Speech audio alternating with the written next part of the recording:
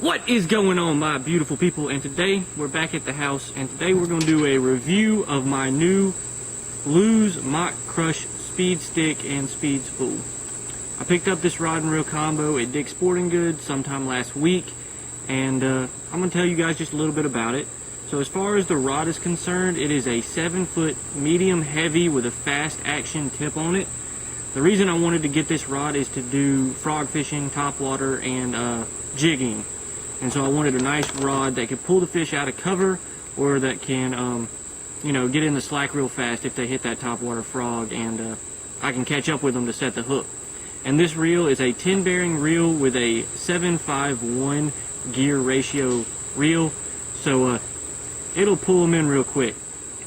It's got a 20-pound drag system on it, and it's a real nice reel. The rod has micro guides, and it's a carbon nano tube technology, so it's real light, and you can feel just the slightest of taps with this rod and reel combo. So to show you guys how I set it up, I have 30-pound braid with a 20-pound fluorocarbon backing, and I'm going to roll the footage of me getting this reel ready to use right now. And if you want to see this rod and reel combo in action, make sure you check out the new rod new reel fishing challenge video on this channel, and you can see just exactly how this rod and reel combo catches some fish. So we have our P-line and our braid. We're going to start off by, you know, opening up the P-line. And like I said, this is 20-pound fluorocarbon. I'm going to start out by running it through this first guide. We're going to hold it just like this so we don't get any twist on the line. Set it down, come through here. And what I like to do is just thread it around the spool and tie a little overhand knot in it, just to keep it from slipping off the spool. And this part is what is the pain. All right, so now we got the line threaded and we got a nice overhand knot that's not going to let that slip, and so we can get a nice backing of line on the spool. Just a couple cranks, not anything ridiculous. We're going to cut this tag. As you can see, we got it now. We're going to give it a couple of cranks just to keep the braid from slipping. And there we go. That is enough. That was probably 10 or 15 cranks. Okay, so to tie the uni knot, you want to start off by laying your main line, which in this case is the 30-pound braid, out like so, and then you want to take your backing and lay it across parallel to that.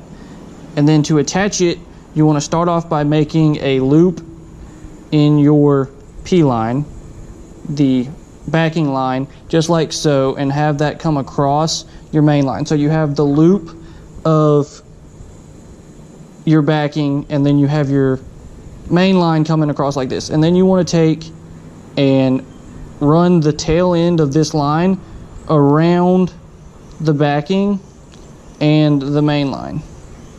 So you come over the top with it, and then you go around and back through.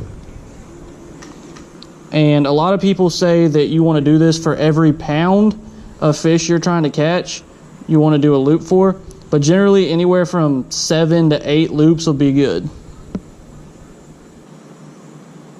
All right, so we have our 8 loops, and now what you want to do is you want to get a little spit on your line to help the knot slide. And then you just want to pull it, and as you can see, it'll cinch down on itself fairly easily. And then that is step 1 to your uni knot. And as you can see it right there, it's a really small knot, and it'll go right through these guides, no problem. So the next step you want to do is you want to do the same thing, but with your main line around your backing. So you want to take a loop in your main line, just like so, and then take your backing and repeat the process of the 7 to 8 loops around both of them.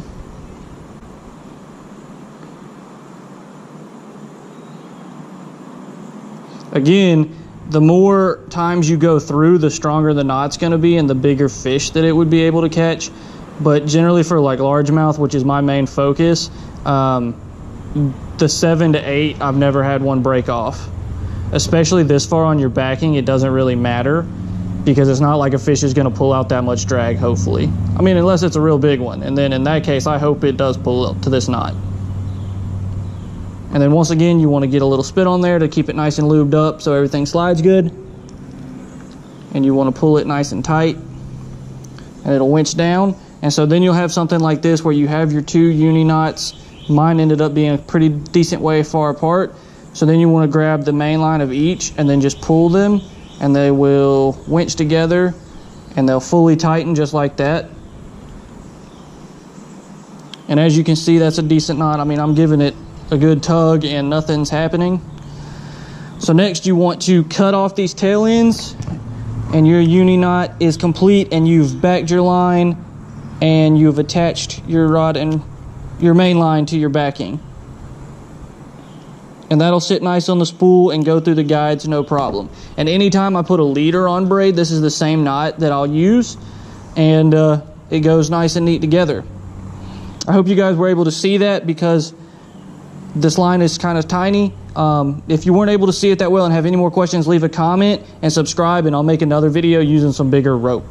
So now we are putting the braid on that backing after we tied the uni knot to it, and you want to make sure that it stays nice and tight as to not have any problems, because when the line gets loose and twist, which I have Candace, I don't know if you can see her in the distance, hold the line to make sure there's no twist in it. But we're going to give it a full-on send and put plenty of this 30-pound braid on here. All right, so to put on this, I'm going to use a 1/0 offset worm hook, and I'm going to tie it straight to the braid because the water's a little stained and I'm not really worried about these fish being braid shy. If I was to tie a leader on, I would use that same uni knot and the 20-pound fluorocarbon, even though I'm not going to be really having to pull these fish out of a lot of cover. And so to tie this offset worm hook, what I do is I put it straight through the eye and I do an overhand knot, and then I'll take the tail end and just twist it over the main line outside of that, 4 or 5 times. 5's generally my magic number. And then I'll take it, put it back through that overhand knot.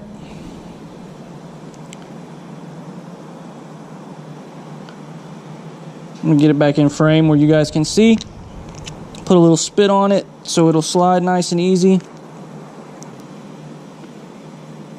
And then winch it on down. And as you guys can see, it makes a nice knot. Pretty easy to go.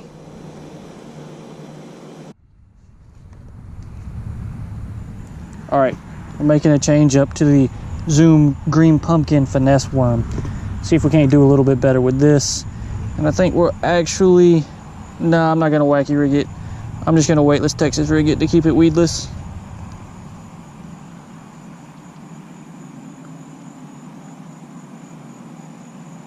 Right like that, right through the tip of the nose, put him up on that bridge to cover the knot, pinch him back, bring it right through the top.